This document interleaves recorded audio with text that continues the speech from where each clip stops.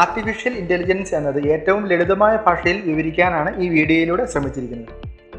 എന്താണ് artificial intelligence എന്ന് മനസ്സിലാക്കുന്നതിന് മുൻപ് നമുക്ക് എന്താണ് ഇൻ്റലിജൻസ് എന്ന് മനസ്സിലാക്കണം. പഠിക്കാനും യുക്തിസഹമായി ചിന്തിക്കാനും പ്രശ്നങ്ങൾ പരിഹരിക്കാനുമുള്ള കഴിവാണ് ഇൻ്റലിജൻസ് എന്നതുകൊണ്ട് ഉദ്ദേശിക്കുന്നത്.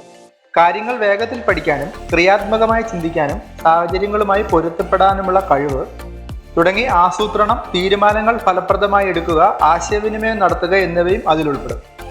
ഇനി ആർട്ടിഫിഷ്യൽ ഇൻ്റലിജൻസ് അല്ലെങ്കിൽ കൃത്രിമ ബുദ്ധി എന്താണെന്ന് നോക്കാം.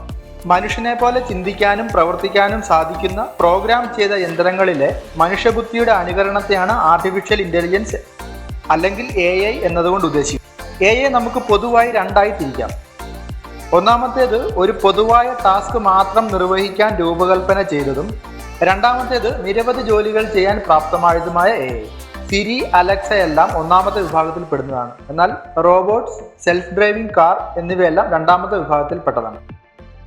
ആർട്ടിഫിഷ്യൽ ഇൻ്റലിജൻസിനെ പരിശീലിപ്പിക്കുന്നത് അല്ലെങ്കിൽ പ്രോഗ്രാം ചെയ്യുന്നത് പ്രധാനമായും 3 രീതികളിലാണ്. ഒന്നാമത്തേത് സൂപ്പർവൈസ്ഡ് ലേണിംഗ്, രണ്ടാമത്തേത് റീഇൻഫോഴ്സ്മെന്റ് ലേണിംഗ്, മൂന്നാമത്തേത് അൺസൂപ്പർവൈസ്ഡ് ലേണിംഗ്. ആദ്യമായി സൂപ്പർവൈസ്ഡ് ലേണിംഗ് എന്താണെന്ന് നോക്കാം. നമുക്ക് എന്ത് ഔട്ട്പുട്ട് ആണോ ആവശ്യമുള്ളത് അതിനനുസരിച്ചുള്ള ഇൻപുട്ടുകൾ നൽകിക്കൊണ്ട് മെഷീനെ പരിശീലിപ്പിക്കുന്ന രീതിയാണിത്. ചിത്രങ്ങൾ കാണിച്ചുകൊണ്ട് കുട്ടികളെ പരിശീലിപ്പിക്കുന്ന രീതിയോട് സമാനമാണിത്. അടുത്തതായി റീഇൻഫോഴ്സ്മെന്റ് ലേണിംഗ്. റീഇൻഫോഴ്സ്മെന്റ് ലേണിംഗ് ഒരു മൃഗത്തെ പരിശീലിപ്പിക്കുന്നതിന് തുല്യമാണ്. അതായത് നമുക്ക് ആവശ്യമുള്ള ഔട്ട്പുട്ട് തരുമ്പോൾ മാത്രം അതിനുള്ള പ്രതിഫലം അല്ലെങ്കിൽ ഒരു സൂചന നൽകിക്കൊണ്ട് പരിശീലിപ്പിക്കുന്ന രീതി. അടുത്തതായി അൺസൂപ്പർവൈസ്ഡ് ലേണിംഗ് എന്താണെന്ന് നോക്കാം. ഏറ്റവും പ്രധാനപ്പെട്ടതും ബുദ്ധിമുട്ടുള്ളതുമായ രീതിയാണിത്. ഈ രീതിയിൽ മെഷീനിന് പ്രത്യേക ഇൻപുട്ടുകൾ ഒന്നും തന്നെ നൽകപ്പെടുന്നില്ല. തെറ്റുകളിൽ നിന്ന് പഠിക്കുന്ന രീതിയാണിത്. കുഞ്ഞുങ്ങൾ ജീവിതത്തിന്റെ തുടക്കത്തിൽ പഠിക്കുന്ന രീതി പോലെയാണിത്. ഇനി നമ്മൾ നോക്കുന്നത് AIക്ക് എന്തുകൊണ്ടാണ് ഇത്രയധികം പ്രാധാന്യം എന്നുള്ളതാണ്. അതിൽ ഒന്നാമത്തേത്, നമ്മൾ തുടർച്ചയായി കൊടുക്കുന്ന ഇൻപുട്ടുകൾ സ്വീകരിച്ചുകൊണ്ട് AI അതിനെ ഓട്ടോമേറ്റ് ചെയ്യുന്നു. ഈ ഓട്ടോമേറ്റഡ് വർക്കുകൾ ക്ഷീണമില്ലാതെ അത് ചെയ്തുകൊണ്ടിരിക്കുകയും അത് നമുക്ക് വിശ്വാസയോഗ്യവുമാണ് എന്നുള്ളതാണ്. രണ്ടാമത്തേത്, നിലവിലുള്ള ഉൽപ്പന്നത്തിലേക്ക് നമുക്ക് AI ഉൾപ്പെടുത്താൻ സാധിക്കുമെന്നുള്ളതാണ്. ഇപ്പോൾ ഒരു പ്രോഡക്റ്റ് മെച്ചപ്പെടുത്താൻ നമുക്ക് അതിലേക്ക് AI ഉൾപ്പെടുത്താൻ സാധിക്കും. ഉദാഹരണത്തിന് ആപ്പിളിലേക്ക് സിരി വന്നത്. പ്രോഗ്രാമിംഗ് ചെയ്യാൻ ഡാറ്റയെ അനുവദിക്കുന്ന അൽഗോരിതങ്ങളിലൂടെ സ്വയം പഠിക്കാൻ കഴിയുന്ന പ്രോഡക്റ്റുകൾ ഉണ്ടാക്കിയെടുക്കാനാവും. ഉദാഹരണത്തിന് സ്വന്തമായി ചെസ് കളിക്കാൻ കഴിയുന്ന കമ്പ്യൂട്ടർ പ്രോഗ്രാമുകൾ, ഓൺലൈനിലെ സെർച്ചിങ് കീവേഡുകൾ ഉപയോഗിച്ച് നമുക്ക് അടുത്ത ഉൽപ്പന്നങ്ങൾ സജസ്റ്റ് ചെയ്യുന്ന പ്രോഗ്രാം എന്നിവ. അടുത്തതായി അതിൻ്റെ ആക്യുറസിയാണ്.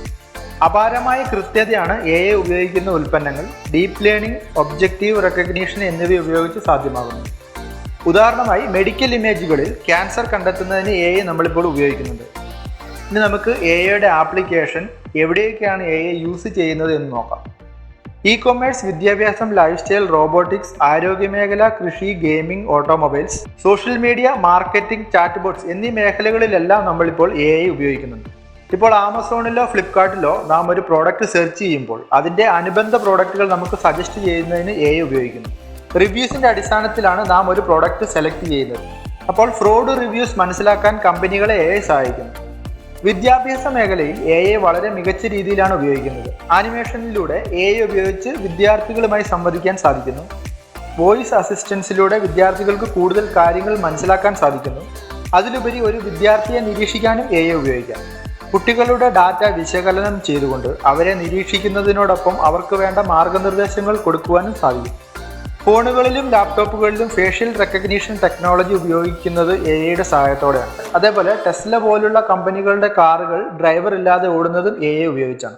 റോബോട്ടിക്സ് മേഖലയിൽ AIയുടെ കോംപ്ലക്സ് ടെക്നോളജികൾ വളരെ മികച്ച രീതിയിൽ പ്രയോജനപ്പെടുത്തുന്നുണ്ട്.